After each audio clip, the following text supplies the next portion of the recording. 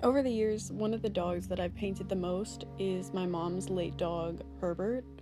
Herby was such a sweet boy and always such a good little model and muse for me. And since his passing, I've been working on a memorial piece for my mom.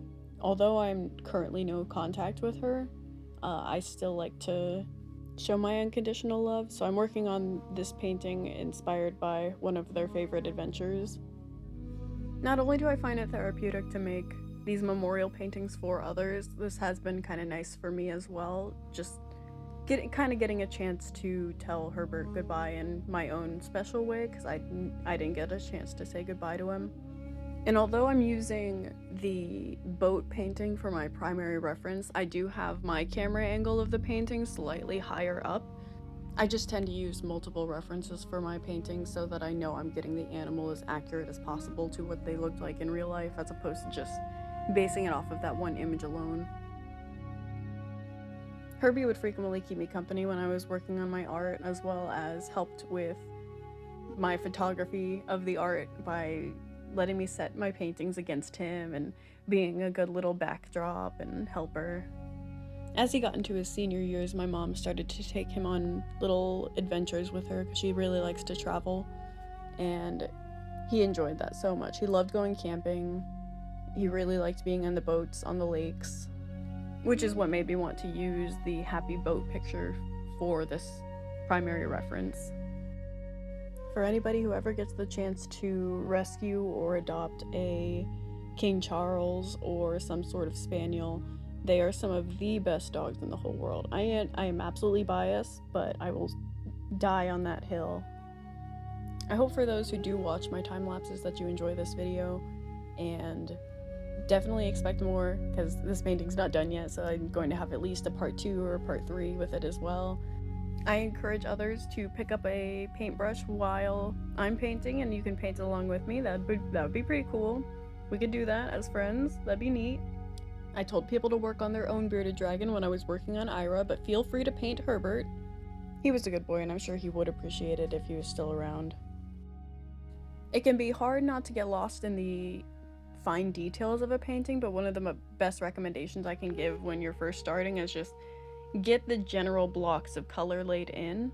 Like the boat looks like shit. It's gonna look like shit for a while, but I cannot wait until I'm able to go in and really finalize everything as it gets closer to complete.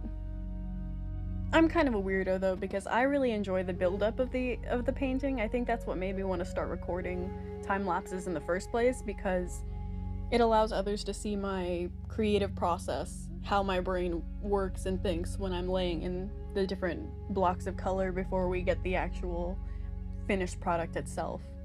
It lets my flaws, lets the mistakes be shown, and just how easy it is to go in and actually fix those later.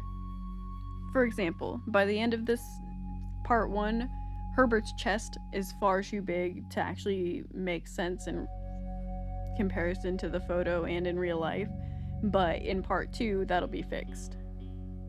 I just typically give myself a little bit more painting space, so like expanding that chest, giving myself more white to work on, allows for more accurate shading, while had I made that a little bit shorter and more accurate to the end and final details, it's probably going to have some sort of wonkiness to it because I didn't take into consideration the buildup and the layers of the fur.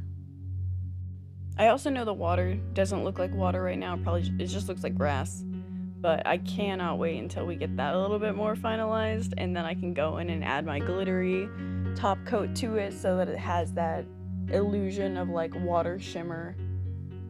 I've been trying to get more comfortable with chatting in the beginning of my videos. Eventually, I think I would like to get to the point where I'm talking like the whole time, but 9 minutes of having to hear me talk just feels like torture. I don't know. I just want my videos to be enjoyable and not potentially scare people away from them by having to hear me jarringly talk in the beginning. I probably just overanalyze myself, but I'm gonna stop talking, and I hope you enjoy the remainder of this video, and stay tuned for more of the painting progress on this Herby painting.